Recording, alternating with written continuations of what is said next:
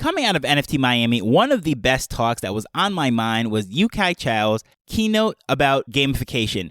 And that really has been something that I've been thinking about because the value of an NFT does not stop at the sales. A lot of founders just want to unload and they move on to the next thing, but really that's when the journey begins. And someone who spends a lot of time evaluating different projects and seeing what's going on, something that is coming to my mind is how do we engage, encourage, and motivate holders long term? Well, the creators of the Blockchain Heroes are doing this by encouraging their collectors to burn their NFTs for rewards. So today we're going to dive into that and see how this ties into what I've been thinking about with Yu-Kai's keynote.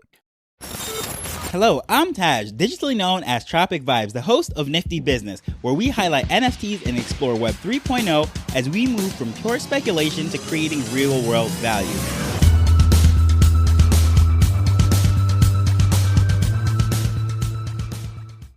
So full disclosure about this, I'm only about 20 pages into the book, and after about a half an hour keynote, I can't say that I am any kind of expert on what Yu-Kai is speaking about in his book, Actionable Gamification. However, I will say this is going to be a book that I'm going to reference quite often going forward, probably as much as I reference the Bitcoin Standard. So I'm just going to throw that in the footer from now because I know it has blown my mind, and this is something I'm going to reference probably for the rest of my life, even outside of Web3. There is a reason why we care about things for a sustained period of time. In the world of TikTok, Instagram Reels, YouTube Shorts, people have a very short attention span. And that is extremely true in Web3 and then multiplied within the NFT space. How do projects keep engaged and committed holders? The simple answer is gamification. And in many cases, when it comes to gamification, people just water that down to having only points, badges, and leaderboards. But within the NFT space, a lot of projects don't even do that.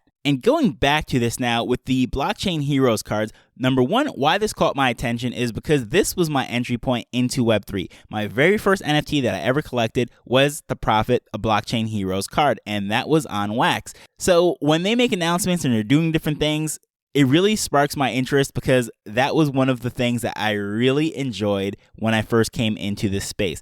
Now, this project has been around for a few years now. This launched in the pandemic. And at this point, they have sold millions of digital assets, none of which are, of course, as valuable as like a CryptoPunk or a Bored Ape. However, to those of us that collect it, enjoy these things, they do hold value. And this burn event that they're having taps into the whole points, badges, and leaderboards type of thing because the limited edition NFT that you get for burning these is basically like a badge. It is a badge of honor within the community. And as I said, this is not for some massive monetary gain. It is just a collectible item and gives you a little bit of bragging rights within that fan base. And if nothing else, it is fun. Whether they're trying to come up with the strategy as to which ones you're going to burn or what is the most economical way of getting one of these, it's fun trying to strategize exactly what's coming next. And the tokenomics of this burn is very simple. You burn 20 of the assets, and in return, you end up getting one of the limited edition new ones of varying rarities. It's really not complex at all.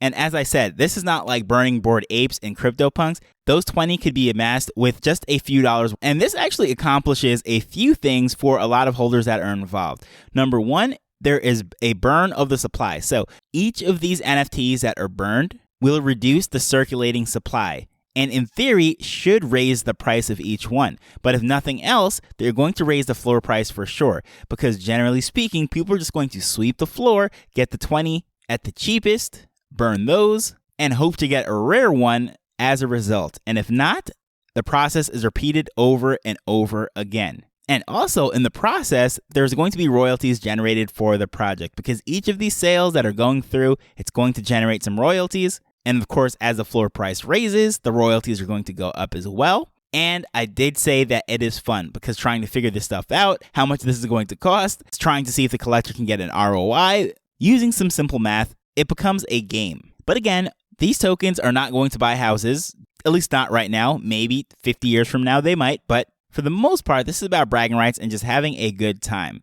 And this is sort of a unique thing to Wax because unlike Ethereum and what's going on with the royalty situation over there, this is something that is very feasible and makes sense for all parties involved on the Wax blockchain. Number one, there are no gas fees. Number two, for a project to set this up, they need no coding whatsoever. You can use Nifty blocks and just plug everything in If you can fill out a Twitter profile or any other profile for that matter, you can figure out Nifty blocks, just fill out the forms, and it all works. This is something that has been going on for quite a while now. This is not new technology. It is not an expensive ask from the community because at the start of this thing, you could buy and burn 20 NFTs for about $1.50, $2. And also on Wax, the marketplaces just don't go around the royalties. It is actually built in. It's not sidestepping the smart contract and the different suggestions, if you will. It's just built into the ecosystem. So it just makes all this very possible, fun, fast, and user-friendly. But of course, this idea is just not limited to Wax. This could be done in any project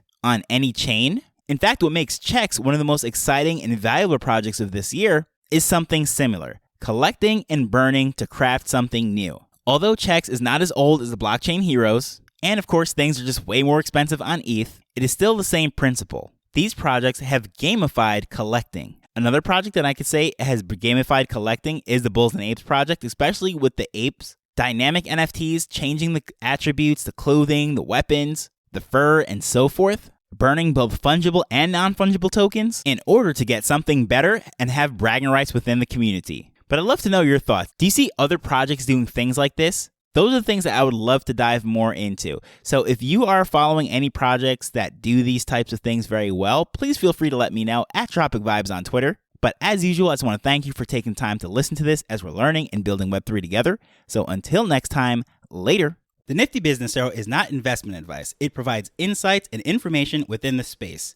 As with anything, please do your own research before making a decision whether you're making an investment or a purchase.